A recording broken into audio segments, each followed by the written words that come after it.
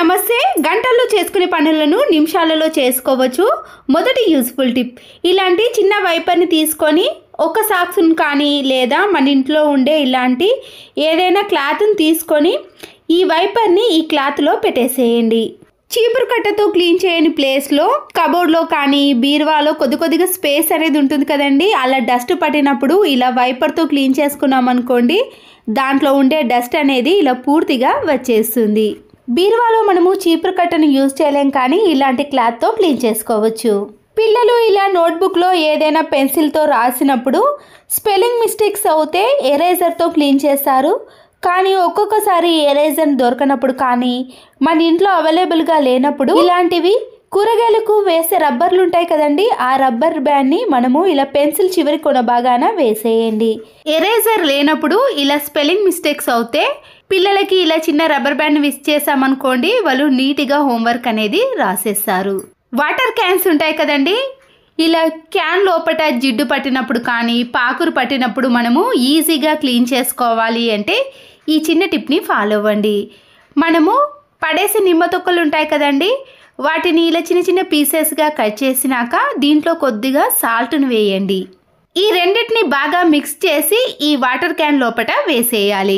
ఈ క్యాన్ లోపలనే కొద్దిగా బేకింగ్ సోడాను వేయండి. ఏదైనా బ్యాడ్ స్మెల్ ఉంటే పూర్తిగా తొలగిపోతుందండి.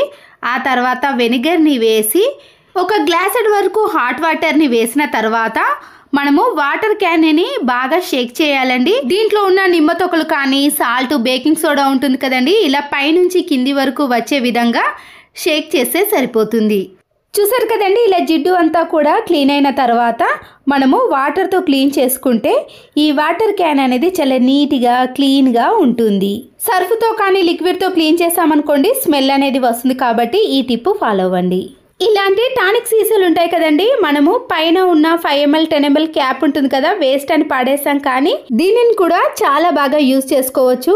వాటర్ బాటిల్ క్యాప్స్ ఉంటాయి కదండి, దాంట్లో నుంచి మనము ఏదైనా ఒకటిని తీసుకొని దీనికంటే ముందుగా మనము ఈ 5 ml క్యాప్లో పౌడర్ని కానీ లేదా ఇలాంటి క్రీమ్స్ ఉంటాయి కదండి, ఫేస్ క్రీమ్స్ని లేదా కుంకుమను మనకి ఏది నచ్చితే ఆ విధంగా ఈ చిన్న క్యాప్లో వేసుకొని ఈ వాటర్ బాటిల్ యొక్క క్యాప్ని పెట్టేసామనుకోండి, మనము డైరెక్ట్గా హ్యాండ్ బ్యాగ్లో కానీ ఎక్కడికైనా వెళ్ళినప్పుడు వీటన్నిటిని వేసుకోకుండా ఇలా చిన్న వాటిలో వేసుకున్నాం అనుకోండి, మనకి చాలా అవైలబుల్గా ఉంటుంది.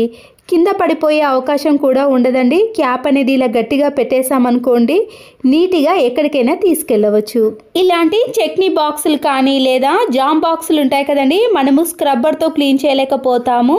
దీంట్లో విమ్ లిక్విడ్ని కానీ లేదా కొద్దిగా సర్ఫ్ను వేసి హాట్ వాటర్ని వేసి బేకింగ్ సోడా కూడా వేసిన తర్వాత క్యాప్ను పెట్టేసి ఇలా 2-3 టైమ్స్ పాటు బాగా అనేసామనుకోండి, దాని అడుగు భాగాన ఉన్న చట్నీ కానీ జామ్ అనేది పూర్తిగా వచ్చేస్తుంది.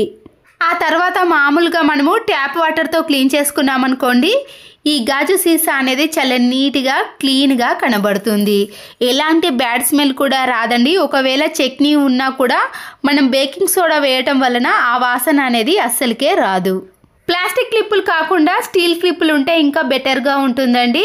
చిన్నపిల్లలు ప్రతిసారి ఇలా డోర్ వేసుకునేటప్పుడు చేతి నలగటం కానీ లేదా గొల్లెం పెట్టుకోవడం అలాంటి ప్రాబ్లమ్స్ ఉంటాయి కదా, లాక్ అనేది పడకుండా ఉండాలంటే ఇలా పైన గొల్లానికి మనము క్లిప్ను పెట్టేసామనుకోండి, డోర్లో చేతి నల్లగకుండా ఉంటుంది. పిల్లలు కూడా ఇలా డోర్ లాక్ చేసుకోకుండా చాలా సేఫ్గా ఉంటుంది.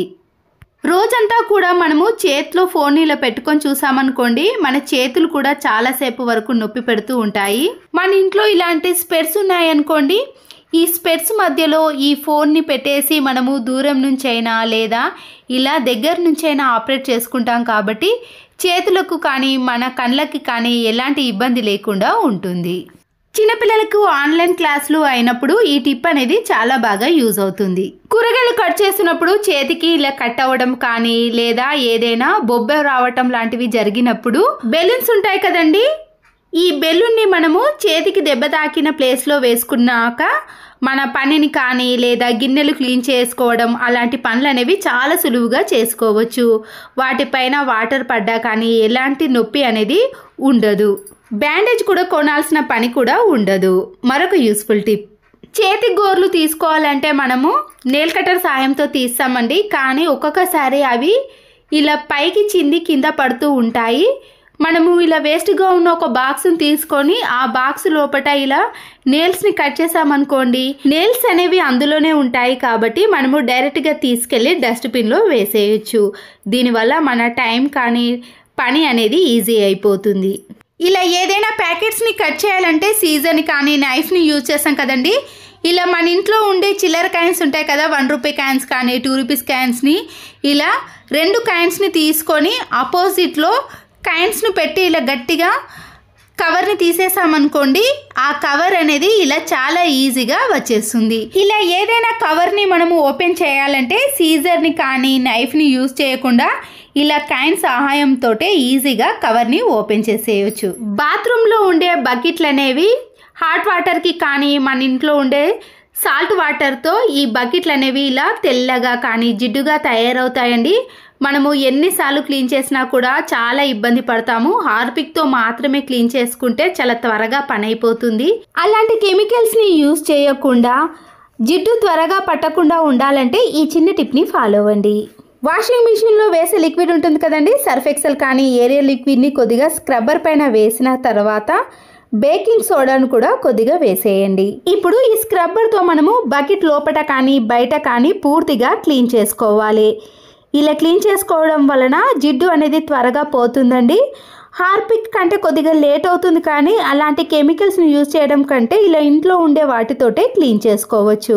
ఆ తర్వాత మనము ఇలా ట్యాప్ వాటర్తో క్లీన్ చేసుకున్నామనుకోండి, చూసారు కదండి, తెల్లగా ఉన్న మరకలు అనేవి పూర్తిగా తొలగిపోతాయి. ప్రతిసారి మనము బకెట్ని క్లీన్ చేయాల్సిన పని లేకుండా చాలా సింపుల్గా అంత జిడ్డు పడకుండా త్వరగా క్లీన్ చేసుకోవాలి అంటే ఇలా బకెట్ని క్లీన్ చేసిన తర్వాత మనము ఏదైనా పొడి క్లాత్తో ఈ బకెట్ని అంతా కూడా తుడిచేసేయండి.